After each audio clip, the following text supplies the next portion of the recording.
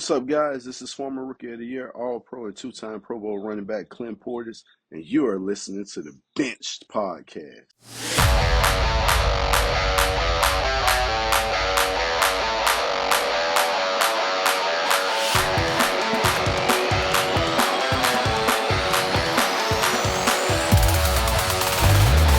Heyo! What's up, everyone? Welcome to the Bench Podcast. My name is Joey, and today we're going to do a little Zoom show as we dive into Week 16 Top 10. Angel's going to bring that to us.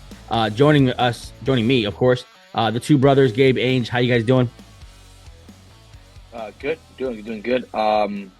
This list was tough. This week was tough. A lot of the bottom half teams, a lot of like who you believe in teams, like 10 and 9, like just who you believe in. And the middle group kind of stays the same. The top three are just fascinating. We'll talk about it later. We got your list like right before the show, and I thought it was pretty good. I thought it was fascinating. I thought, there's a lot of teams on the bubble that it's go time. Like the playoffs start now. Very exciting. And you can argue that any one of those teams who aren't in the top 10 could be in the top 10. Like there's an argument for each one of these teams. Yep. Gabe, how you doing, man? Good. I liked Angel's list too. I thought it was pretty solid. We'll talk about my Packers, how they just don't move up or don't move down off your list. I don't really understand. We'll talk about it. We claimed it, but yeah, we'll talk about that. Let's not release too much. Episode 194 today. Like we said, we're gonna get into the top 10 for week number 16, and also there's a lot of news going on. There's a lot of news. There's some big stuff going on, especially in A-Town. Right before the show, we got the news that there's going to be a little quarterback switcheroo there. So we'll get into that and much, much more. If you're watching on YouTube, welcome to the channel. Please like, subscribe, turn on notifications. And if you're listening on Apple, Spotify, iHeartRadio, Amazon Music, thank you for listening to the audio version of the podcast. Subscribe, leave a review.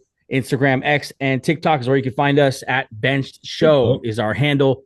Check us out there to follow the show between the show. And then check out benchedshow.com. Home of the Benched Beat, articles on fandom, fantasy, and all things NFL. And hope you're having a great holiday season.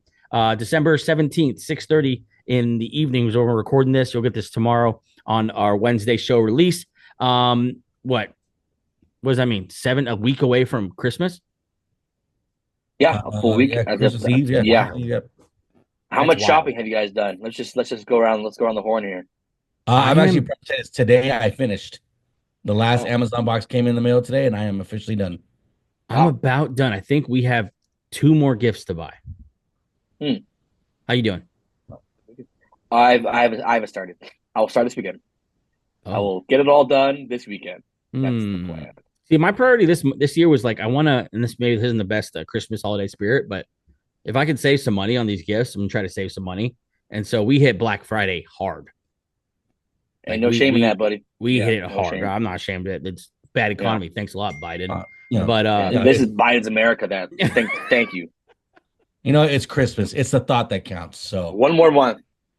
Yeah, I mean, I got good gifts. I'm very proud of my gifts, but it's just not if we could save a buck here, that's probably a better. It's probably a better idea.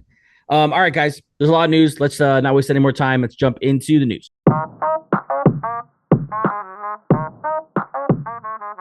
All right, guys, Chiefs are making a little change in the running back room. Chiefs have released former first-round running back Cyde-Edwards Hellaire. He announced himself. I know that he was like a major part of the locker room, so I think for the Chiefs as a group off the field is a bigger deal than is on the field. But former first-round pick, obviously, who fooled just about everyone in fantasy football and most people in real football. We thought this guy was going to be a stud, the perfect fit, the next Kareem Hunt. Turns out he's actually years later replaced by Kareem Hunt. Yeah. I was one of those men fooled. His LSU tape was awesome. Obviously, the national title game. He was one of the stars on the field in a very talented LSU team. It just didn't work out. It just didn't translate. Sometimes these college guys, for whatever reason, just doesn't translate. Good on the Chiefs for granting him his release, and he'll get to join hopefully a contender. It'd be kind of cool. I think he's a serviceable back, a rotational type guy. They just all of a sudden have a bunch of running backs that are pretty good. They weren't going to move on from Carson Steele yet, and so there goes CEH. If Andy Reid can't seem to work with the guy, I'm not sure where else he would actually. I don't want to be a downer on the guy's career, but Andy Reid's pretty amazing as a coach. If he didn't work with Andy Reid, I'm not sure who he could work with. Angel? It's like the opposite of your point. I wouldn't mind Denver taking a little crack at him. We have no run game, so I wouldn't mind just, hey, Clyde, just come here and see what you got. I was just thinking the same thing. I wouldn't mind him in Philly either. He's just he's a backup. He's a rotational guy. He could do a little bit of everything, but not really good at anything. He's just kind of what pass catch. He's what I used to think of Chuba Hubbard. Like, he's just a nice back. He can do everything. He isn't great and sometimes not even good at anything, but he's just kind of. I think he's better than Kenny Gainwell. Yeah, he's better than most backup running backs. He's just Kareem Hunt and Pacheco kind of fit with their mold of like guys who can kind of do everything and run with power. And the Packers show good CEH. I'm sure CEH doesn't play special teams. That's probably why part of this reason. Okay. I don't want to spend too much time on CEH, but I think the Packers are a great fit. But let's move on. Cardinals All-Pro safety Budda Baker has reached an agreement on a 3-year, $54 million contract, $30 million guaranteed, $18 million per year, the third largest contract for a safety in NFL history. Of course, like these all are negotiated by Dave Mulgeta. By Athletes First. So Budda Baker, after all the drama that we heard, it seems like for years now, he's going to get traded. He wants out. I think at one point demanded a trade. Now he's going to be wearing the red for at least 3 more years. Yeah, he's kind of sucks. I would love to see this guy on a contender team, but I mean, it's one of those stories where he's just going to kind of live and die on the team he's on right now. Yeah, he'll be in the Arizona Cardinals Ring of Fame, and he won't win anything because he plays for the Cardinals. Yeah. He won't. He's a good safety. He's been great for a long time. Happy for him that he got the bag, and deservedly so. He's been underrated too. But has he been there? Was he the Tyrann Mathieu replacement, or did he play alongside him? Man, I think no. He definitely played with him. Okay. Wait, that was a long time. Tyrann Mathieu been in league a minute. Yeah. I wonder if they overlapped.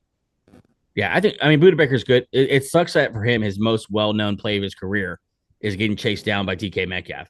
Yeah. Like, that's literally what I think of when I think of Budda Baker. Like, oh, yeah. Actually, the first thing you think of when you think of DK Metcalf. When you're chased down both their signature plays. It's kind of like with Cortland Finnegan. Like, well, remember Cortland Finnegan? Like, oh, yeah, the dude that got beat up by Andre Johnson. Yeah, he got punched in the mouth by Andre Johnson. Rough. Yeah. But good on Budda Baker, though. Lions confirmed that running back David Montgomery did suffer a torn MCL and will be out for the season. What do they call him? Knuckles, and what's Gibbs called? He's not. Sonic, I don't know this. Knuckles and Sonic. I don't know these worlds. Okay. Yeah, I don't watch. I never watched that show, so I have no idea. No, David Montgomery for the Lions as the injuries just continue to mount up. We did kind of tease this on Monday's show because we kind of had a feeling that this was it for David Montgomery. They also put Elaine McNeil on the IR, and if you heard Coach Campbell's rant this morning on a Tuesday morning about how they're gonna do it anyway, kind of like what do you expect Dan Campbell to do and what he should do? Yeah. Like, what are you supposed to do? Wave the white flag? Yeah, rally the troops. Let's see what we can do. But I mean, we'll start with you, Ainge. Hopes for the Lions with all these injuries. It's not just one injury we can point to now. It's this cumulative, group that won't be with the Lions anymore. It used to be just on defense. So you could be like, oh, well, at least the offense is playing clean, healthy ball. I know Taylor Decker has been in and out, but they've been relatively healthy on the offensive side.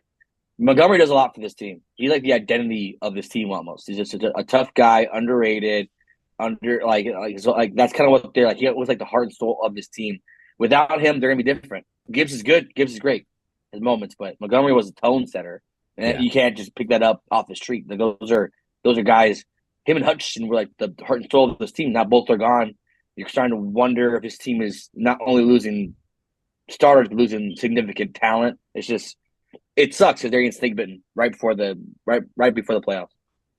Gabe, where are you with the significance of this loss? Like, is David Montgomery up there with Aiden Hutchinson and Lee McNeil, or is this more like it's a nice role player they lost, but this isn't going to sink the ship? It's a very nice role player that they lost. And I hate to call him a role player because he's so good. And I was one just a couple weeks ago that was defending the Lions regardless of all the injuries they have. But Angel's right. At some point, it's not just a good role player that you're losing. It's your overall team is just not going to be able to perform at what you guys started off with the season with. So it's significant not so much because of the player, but just because of the situation. You keep losing these guys, your team identity is going to have to change. And right now is a bad time to switch that whole team identity right before the playoffs and try to see if you can make it work. So Lions, they've proven they've proven they could do a lot of damage without a lot of their good guys. But like I said, as those names keep falling off the list, it's going to get a little bit more challenging, especially when it comes to playoff football. Yeah, it's going to be tough to pivot. Like I think it's a good point that you bring up. It's week 16. So to have to pivot in the last few weeks of the season is tough. And you got to think, you know, they're going to I think they still pull out the well, you never know now, I guess. I mean, this division is even because the Vikings just stick around. Both are 12-2. Like you wonder now, like, are they going to be on the road in the first round? The team that we thought like was the best team in the NFL, they might start the offseason. They might start the offseason, the postseason on the road and stay on the road if they slip down to the 5th seed. And so it's been a disaster couple of weeks as far as injury wise for the Lions. And but like when you have a coach like Dan Campbell, you're always excited to see how they respond. Like if there's someone who could rally the troops, it's at least you have Dan Campbell there and not like Todd Bowles. The NFC South, let's move there because that's the news of the day. It came on my phone like an hour before we sat down and started recording. And Falcons will start rookie Michael Penix Jr. on Sunday versus the Giants. Boom! And are benching Kirk Cousins. Multiple sources tell NFL and Fox. They actually released it themselves. I think Jordan Schultz broke it first, but massive news out of Atlanta. You kind of had a feeling it was going to happen when earlier today they asked Raheem Morris, who the starter was, and he was non-committal. He did not commit to the $197 million man or whatever they paid him, or the contract he signed in the offseason. Kirk Cousins, his struggles are well documented. In the last 4 weeks before this last game, 0 touchdowns, 8 interceptions. There's 0-4.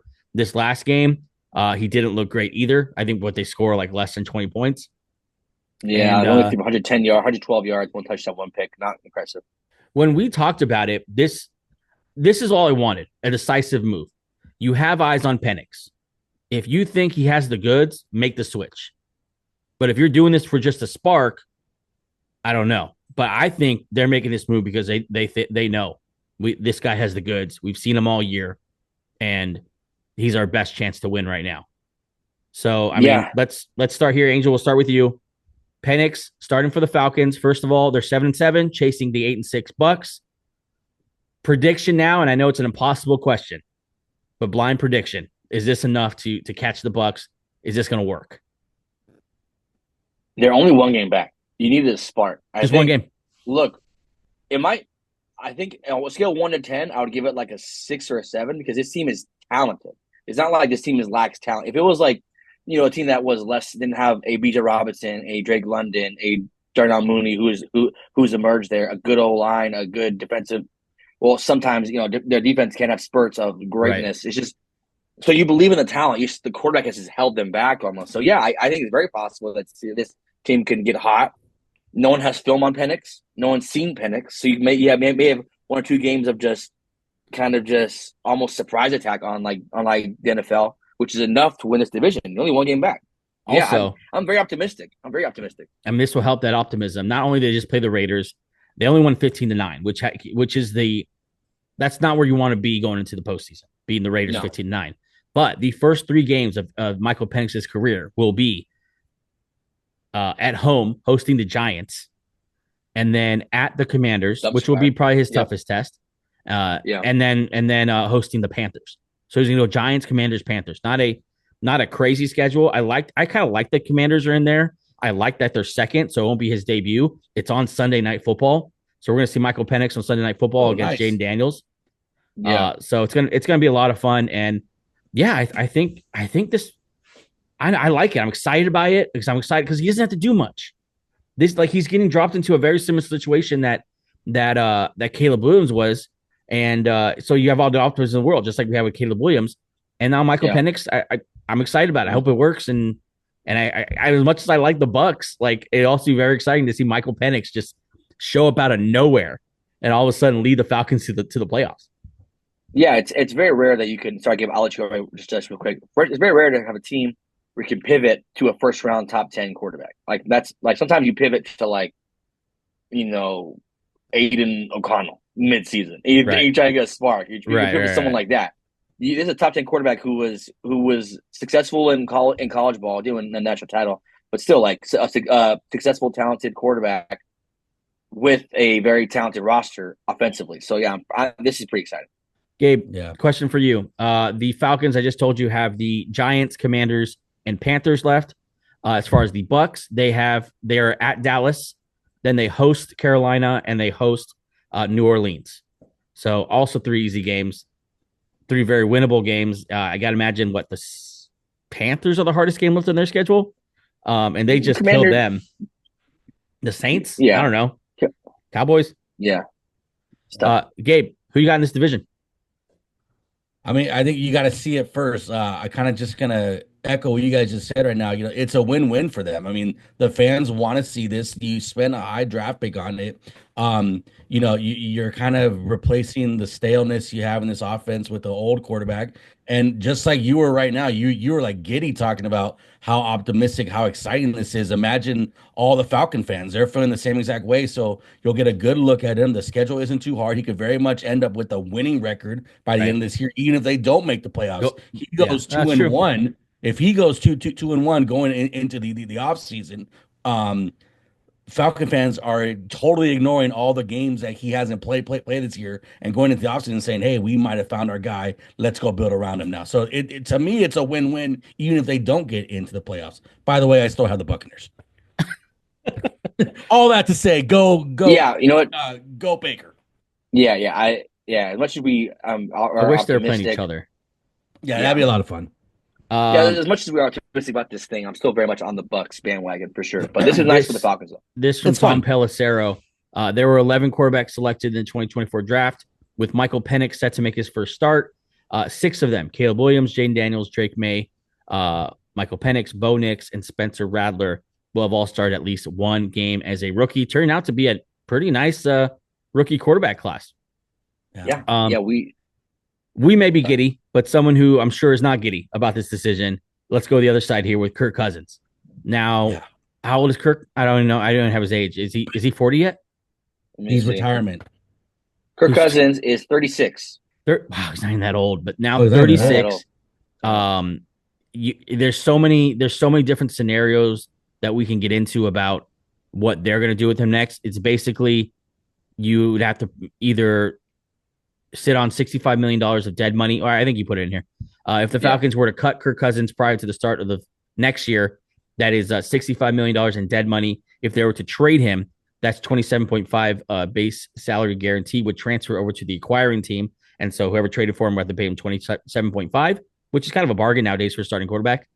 And the Falcons would just be responsible for 37.5 of proration. So he's getting paid either way. So good job for him. Also has a no trade clause. So he would get to choose where he goes next. For a story that we were all so big on, and we all were just waiting for old Kirk to show up and maximize these elite weapons they have in Atlanta. It just never happened. And now he's week 16. He's being benched. And I like how decisive this organization's being. I like that they're recognizing, like, we have these guys right now on cheap contracts in their prime. We strike with irons hot. Yeah. And I don't know. I like it. What do you think the next move for Kirk Cousins is, Ainge? Oh man, he's going to be a bridge guy for the next 2 to 3 years. I think physically his arm's kind of done. Do you think anyone trades for him? I mean, not a lot. It would be like teams that are like teams like the Saints, or teams that don't have the highest draft pick, but are bad teams and can't get a high draft pick, like the Saints, or maybe, I'm trying to think of teams that are in the middle section there. But like, it's just, he's going to find a home next year. He's not going to not have a team.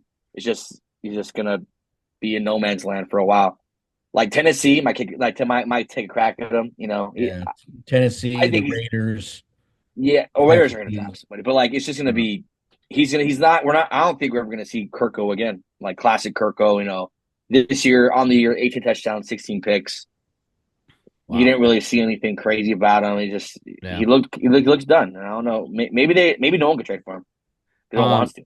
Small note here from Adam Schefter: if the Falcons release Kirk Cousins with a post-June 1st designation, they would have $40 million in dead cap money in 2025 instead of that $65 million. So if they just wait to cut him, that $40 million is not crazy for dead money, especially when you have all those young players on cheap contracts. It's just 1 year of eating that. I mean, the Broncos are a playoff team this year, and they have sitting on what, 80 million in dead money? 90 million. Yeah. So it can work, and it's not the craziest thing we've seen. And I think you're right. I think Kirk moves on, and but as far as him being an impactful top quarterback in the league, I agree with you. I think those days are done. Yeah, I mean, and also, I mean, the Falcons, maybe they won't. Maybe the Bucs win out, and the Falcons, they're only 2 games back or 3 games back from the 7th seed. Right. Like at the Commanders, you've expressed worry about the Commanders finishing out at 9-5. They're only behind the Seahawks at 8-6, and then they're right there tied with Arizona. So they're very much in this playoff race. And the only one game back from Tampa Bay. We're fans of the Buccaneers. I am fan. They're on my top 10. Spoiler alert, but the NFL is crazy. Like, you never know. I mean, so is there an outside chance they both make it? Oh yeah, you need Tampa, or is that you need the Commanders? You need Commanders to fall off. Yeah. I think the Packers are too far ahead for them now. Yeah, and the 5th seed, the Vikings have already clinched. So they're just 2 games behind the Commanders, but 3 games left is tough. Yeah, there's 4 playoff spots in the NFC left. Well, the Falcons, did you say they're playing the Commanders, right? 2 weeks from now? They are. That right there, that could be a big game. Yeah, if the Falcons don't know. The Commanders are playing this week. I love the end of the season and the stuff happening. Okay, guys, take a quick break, and let's get into Angels top 10 when we get back. Where are you with Will Levis? Will Levis is definitely a backup. I mean, there's a lot of backups in the NFL who should be starting over him. Who's that? I mean, Denver has 2 of them: Stidham and Zach Wilson over Will Levis. Zach Wilson playing better than Aaron Rodgers. Zachy Dubs? You're out of your mind to say. You are deep in the Mile High Kool-Aid. I don't have a conversation anymore because you're saying crazy stuff. You're saying crazy things, Terrell. Backups. I'm saying the Jets were better with Zach Wilson than they are with Aaron Rodgers. We're not talking about that, Terrell. So he's not That's that a bad. different conversation. This is what happens when Terrell misses 2 shows. He doesn't make up for all of these. And another thing, I've been saving this super hot Zach Wilson take. Zach Wilson needs to be a starter again.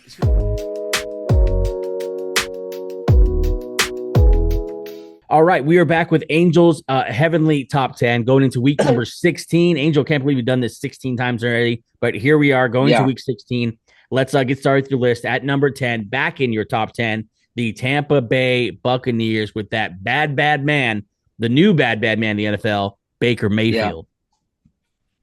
Yeah, this was really a 10A, a 10B. I picked the 10A. 10B is the Rams at 8-6. Yeah. But the Bucs have a lot of signature wins. They beat the Lions. They've beaten some good teams. They beat the crap out of the Chargers.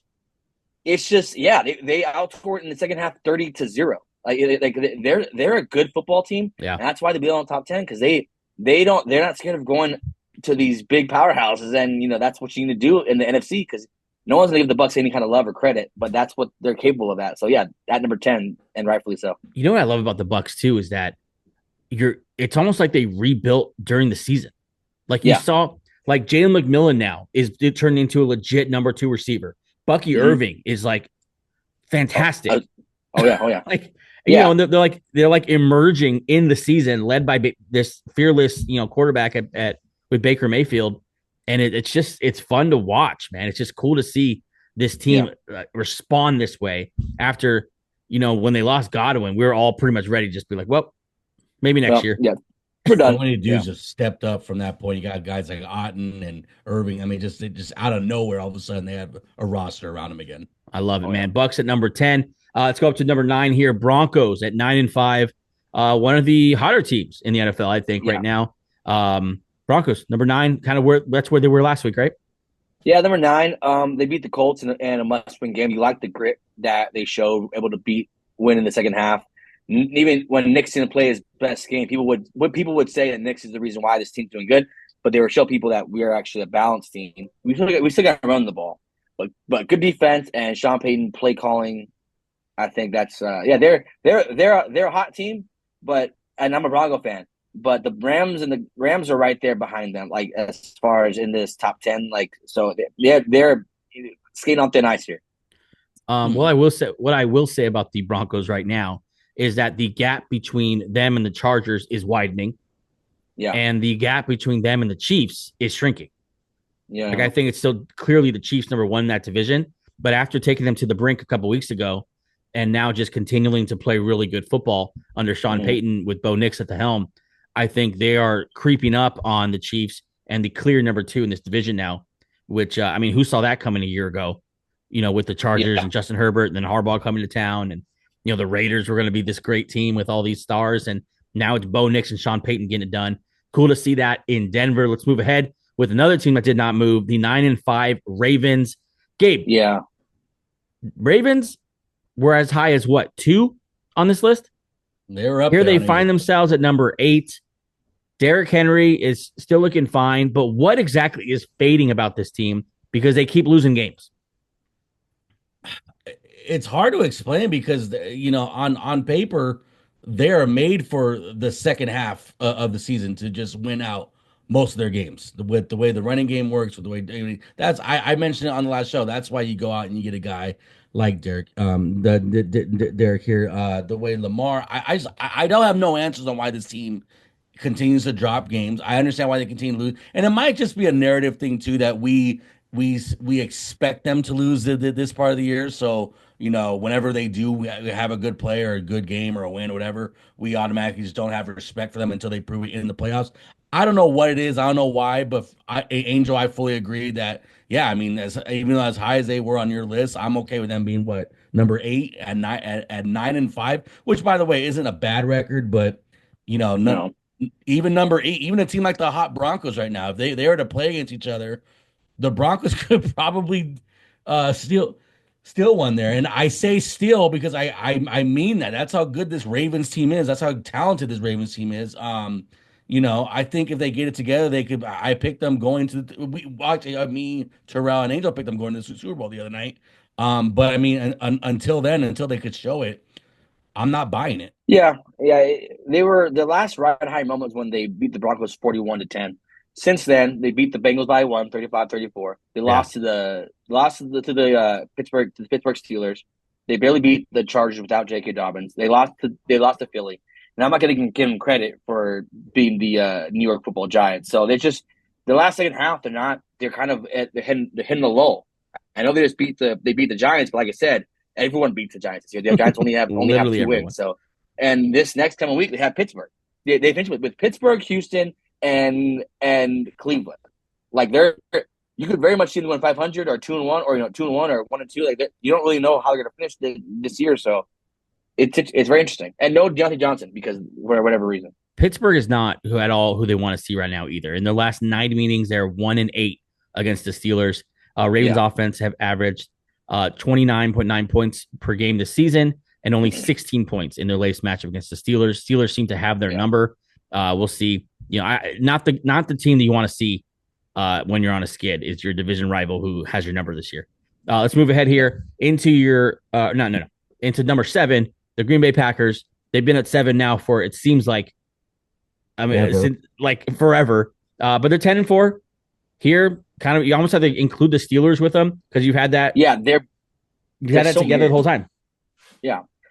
Well, let's just pair these two teams together. It feels like these teams have hit the like ceiling as far as potential. This is like they are what they are. They might not get they'll have spurts where Russell Wilson will have a big game or Jordan Love will have a big game. But right now they're run the ball and play good defense teams, and those teams do well in the NFL. Obviously, both 10-4. Pittsburgh obviously being 6, Packers being 7. Both coached by good head coaches. They're very much the same team. They're going to be a headache in the playoffs, and they're going to be good, but they're limited just by the quarterback and by the offensive weapons that they both struggle with having offensive weapons. They're very much similar, but Green Bay being lower is just because at this point this year I trust Russell Wilson more than Jordan Love. That's the only reason why, and that's just where we are. It's not a knock. It's just 2 good football teams. They're both 10-4, but when you get to this upper echelon of top 10, it's just you start nitpicking small stuff that separates good from the great. Gabe, this offense seems to have at least found a little bit of a groove. Last couple, they have 30 more points in 4 straight games, 29 or more points in 9 of their 14 games. That coupled with a defense that I think is growing up and waking up a little bit. Are you a little more positive than Angel is on the Packers, or where are you at with your team? Yeah, I mean, I would agree with Angel's take if it was like 5 or 6 weeks ago. But right now the Packers in the last month have only gotten better. They've been playing better, clean football. We're getting Jair Alexander back. I mean, there's a lot of things that are going up right now. You mentioned it. You took the stat right out of my mouth. 4 straight games in a row now with at least 30 or more points. I don't know what the Packers have to do, but I will defend Angel on this much. Our losses are to the Lions, are to the Eagles, and the Vikings. So if anything, those are those are the like top 5 teams. So I get it if you don't want to move the Packers into the top 5 because their losses come from the powerhouse teams around the league. With that being said, though, it's not like the Packers have stayed at the level of the Steelers. If the Steelers and Packers were to play this week, I don't think that game would even be close. Like I really don't. I don't think Russell Wilson, I said this against the game against the Eagles. I don't think he has it in him to go in a shootout. I think once you limit him completely. Versus Love is kind of the opposite. If you take away the running game, yeah, Love could be a little not careful with the ball, but at least Love, if you take his running game away, he could also throw for 4 touchdown passes. So I don't think they're on the same tier at all. I think the Packers are a better team here. I would move. This is the only part of the list that I do disagree with. I think they should be at 6 over the Steelers, but I get why you won't put them in the top 5 because again, their losses come from the powerhouse team. So I think we're a much better team than we were a couple weeks, like even like a month ago. But it is what it is, and it's fine. And it's not my list; it's yours. So I'm actually going to agree with that. I do think the Packers belong in front of the Steelers here because the Steelers, they're a little banged up. T.J. Watt, I think he has an ankle thing. Pickens, I don't know what's going on with George Pickens. He hasn't played in a couple weeks now. He's practicing on the side. Just that some of that scary stuff where it's like, what is really the story here? Because the guy that you maybe most rely on for at least the spark plays, maybe the most just overall on offense, isn't there and hasn't been there. Defensive MVP is hurt. Yeah, I mean, I think I think I had the Packers too with the way they're playing, the way that offense is playing, and the way that defense is starting to fly around. Like I'm really impressed by this defense. They're really good against the Seahawks, and I think minor disagreement there with your list, but I would have the Packers above the Steelers here. Yeah, it's funny how these teams are very similar though. Vikings at number 5, 12-2. They just keep winning, and they just stay at number 5. Angel, why won't you move the Vikings up? It's just the top 4 teams. It's just a tier. I think the Vikings are in the own tier by themselves. Like there's the top 3 or 4, and then there's Minnesota, and then there's the Steelers, Packers, and then there's the 8, 9, 10. So the Vikings are just the weirdest team that I don't believe in, but they keep winning. So I can't knock them. I can't dog them. Yeah. But we've seen teams that won games before the regular season, and we still don't believe in them. It's just I don't know. The defense is good. I like the head coach. Obviously, weapons are great. Justin Jefferson, Addison, Hogginson. I just don't think they're in there. They're going to get that tier. That I don't think they're better than the Chiefs. Even Chiefs at this point, Chiefs are getting healthier. I know. I know Mahomes was hurt, but he practiced in full Tuesday. Yeah. So he's going to keep playing. They're getting Hollywood Brown back. They have a running game now with Pacheco being back. The Chiefs getting healthier, so it's gonna be hard for them to jump Kansas City here, who's only lost 1 game. I would have the Vikings above the Chiefs and the Lions at this point. The Lions are really beat up. I think those were really close before. I think now with those injuries, I'd probably give the Vikings the nod. I think they have similar play at quarterback, and Vikings just have much better weapons now. And that defense has just been one of the most consistent units in the NFL all year long. They're just really, really good. Brian Flores is really good. He's probably going to get a head coaching offer at some point. But, man, he's done an incredible job in Minnesota this year. And then Kevin O'Connell, man, he just does it. He just gets it done with whatever he has. And now he just has some better ingredients. So the team is 12-2, and they have a real shot at not only the NFC North, but the number 1 seed in the NFC. Like it's incredible to see that's what the Vikings are. And yet there's a lot of guys like you still who just don't believe in them for whatever reason. I think because a lot of these players are doing it for the first time. Obviously, the biggest one of that is Sam Darnold. But just the general stigma that the Vikings have had in the last 10 years or so is that they're pretty good in the season and they never get it done in the playoffs. And so in that way, I do get it. But yeah, Vikings at number 5. At number 4, the Kansas City Chiefs at 13-1. They're getting healthy. So Chiefs are going to win a Super Bowl. Chiefs getting healthy. No, lined up that way. Yeah, it's true. I mean, they're not peaking, but they're healthy, which is all you want to be if you're a good team with Patrick Mahomes. I mean, Mahomes is going to play hurt. That's just what he does. He plays hurt. He has Steph Curry's ankles. That's just what he. That's just what he is. I'm now realizing how weird it was to say they're getting healthy the week that Mahomes got hurt. But yeah, continue. But Pacheco, Kareem Hunt, backfield. You have Hopkins. You have Marquise Brown coming back at some point. Yeah, the defense is always going to be good. Yeah, I mean, why not? I mean, they've only lost one game, so they're the most interesting team in the world. Yeah, I mean, at this point, it doesn't matter how they won those games. They're 13-1, and they're getting healthy now. It doesn't matter what kind of team you thought they were to get to that 13-1. They're a healthy 13-1 team. They have the inside track to the first round bye, hosting games in Arrowhead until the Super Bowl, and Chiefs are set up for another run here on the three-peat. So, I mean, you go again. I was just gonna add on to that. They're just one of those teams where like they don't care what the regular season looks like. Yeah. Let's just get in, and just like you said, if something good's happening, like getting healthy, that's all we need. That's all that's really all. And we joke and we say, well, they're gonna win it all this year, but like realistically, that's a good possibility here. As long as they're in the dance, the Chiefs are one of those teams like, we're just gonna decide to be the best team in the league all of a sudden. Yeah. Yep. Lions at number 3, 12-2. A lot to talk about with the Lions. But I will say real quick, most likely going to get a new backup quarterback. Teddy Bridgewater announced he's coming back. Most likely he's going to go straight back to the Lions for their Super Bowl run. Hopefully they're hoping for. But Lions at 3, no movement there. Oh, no, they moved down for number 1. They were number 1 last year. Oh, they were. Yeah, they were. It's just you can't.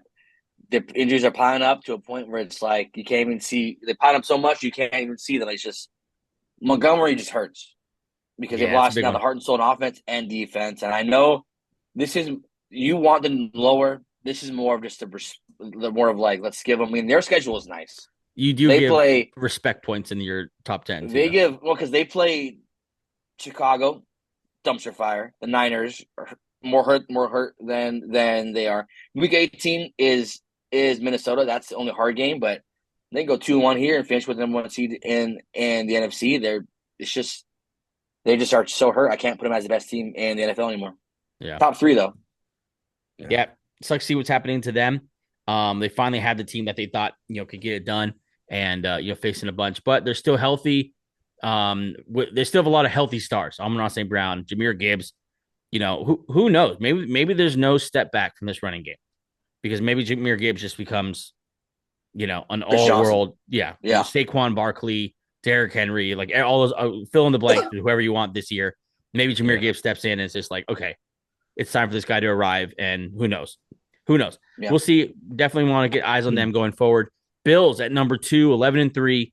This is the highest they've been, I think, all year. I think is number 2. They have the best player in the NFL right now. Josh Allen, this is his team, this is his unit. Terrell expressed caution with being so Josh Allen, but I think you have to be this Josh Allen to be this good. You need to be 100% sold to Josh Allen. This is no longer Stephon Diggs. It's no longer, it's Josh Allen's team. There's no one else. He's the star with a bunch of role guys around him. No disrespect to Mark Cooper or Dawson Knox or any of those guys out there, but this is his team. And they're just a good team. Yeah. Gabe, the Bills moving forward, they're roadblocks to the Super Bowl. Is it as simple as the Chiefs, or no one's stopping them, or is there anything else you see that could derail the Bills? Say if they have to play, you're going to get a first round bye, so maybe they have to play, I don't know, the Ravens or the Broncos, or you see any of those lower teams beating them, or is it pretty much if they get past the Chiefs, this team's going to Super Bowl? I just feel like the Chiefs, I mean, it's to be determined if they're going to turn on during the playoffs. But if not, I mean, the Broncos, I think, are just happy that they're there and they're on the up and up. You know how I feel about the Ravens. You know how I feel about the Steelers. I just don't think the teams in the AFC are built to last with the guy like Josh Allen. The only team that I feel like can really compete with them would be the Eagles, and that would have to be on the biggest game of them all. So in the AFC, again, I don't see the Steelers. Yeah, I don't see the Ravens. I mean, Gabe, where The are you with the Chiefs alone? Chiefs? Yeah, Chiefs. Yeah, we think the Chiefs could. I mean, I'm with everyone else. Where let's start the playoffs, and then I'll let you know as soon as that first like half is done, where I see, okay, this is the Chiefs now in playoff football mode. Then I'll let you know. Until then, though, to answer Joey's question, here and now, I don't think there is a roadblock when it comes to the Bills. I also got to remember they blew out the Chiefs. Yeah, and they blew out the Chiefs this year. Yeah. Funny thing about the Broncos, you hear Bo Nix today. You got to love it. He said we got to win 3 games and go win a Super Bowl. Boy, Bo. Oh, baby. I mean, that's definitely the attitude you want. You want that attitude. But they're Bo not is being the the new Bills. wild stallion, and no, a lot needs to go right. The wind needs to be blowing a certain way. The sun needs to be set in a certain direction. But yeah, good for Bo. Confidence. Number one Confidence on key. your list this week, the Philadelphia Eagles at 12-2. I think consensus they're atop pretty much every list I've seen so far. But why did you move to the Eagles to number 1? Well, Detroit got hurt. So obviously that's not the whole reason, but they're just playing good football at the right time. They shut everyone up with the AJ Brown shit because at the end of the game they both called it shit because that's kind of just the bullshit for the shit's for the birds. But yeah, they have a good Saquon gives them a good baseline of offense, and when they need to, they flex out AJ Brown and Devonta Smith, and they can beat you there defensively. Vance Joseph, Broncos is on my mind. Vic Fangio, another former Broncos head coach, has these young studs in the secondary playing well. Jalen Carter is emerging. It's just they're the most complete team. It was once the Detroit Lions, but now the Eagles are the most complete team playing the best ball. So it's not too complicated. Best team playing the best ball. Yeah, I think right now the only question is, can they find a way to emerge as 3 weeks left, 3 teams at 12-2? Can they emerge and grab that home field advantage? I do think it would be important for them, not the not the end all for them, but I think to host every playoff game at Lincoln Financial there in Philadelphia would be a big deal for this team because it's a team built on energy. It's a team built on that secondary flying around. It's a physical team, and I think being at home would be a big deal for them. But yeah, I love how they responded to the AJ Brown thing. And this Eagles team, I think people just don't get it because people see the AJ Brown thing and they freak out. And then people saw the Jalen Carter thing and they freaked out again. It's like, no, this is just the type of team where this just is how they are. You've been in a relationship where it's just like, no, we fight. This is how we do it. Like, we love each other to death, but we just fight. And, we have great makeup time after. But I know all about too well. That's what I live in. That's toxicity on both sides. You love it. Yeah, I mean, it's just how they can operate like that and still lock in and still 10 wins in a row, and now a dominant win against the Steelers. It's just that they're clicking on all cylinders. I think their biggest advantage right now is that they're one of the healthiest teams in the NFL. As I knock on wood. Knock on wood. But they're one of the healthiest teams. And that's, I think, the biggest deal above all, because if you can stay healthy and keep your best guys, where it matters, I think that's also another advantage. But Eagles at number 1. Gabe, I want you to actually look at the first teams that are out of the list here. You got the Rams, Commanders, and Texans. Of those 3 teams, what team do you see like, hey, let's pay attention to this team? I think the answer is obvious, but I'll let you say it. What exactly was the question? What team you think out of the top 10 right now can you see like emerging and making some noise in the playoffs? Oh, the Rams. Yeah, the Rams. Yeah. The way they're playing now, they're also another team that's getting healthy, like at the right time. That passing game is no joke. Angel backs up Pooks a lot, and I think he's starting to show the league right now that he can be the best and play a football puka. I don't even want to see it. But yeah, I mean, it's got to be the Rams here. We talked about it where we were saying if my Packers were to play them, I believe I was outnumbered in that game. So, I think the Rams are definitely a team here. It's just that those bottom 2 teams with the Bucs and the Broncos are not the way they're playing. It's hard to put it's hard to put the Rams over, but the Rams definitely a loud team.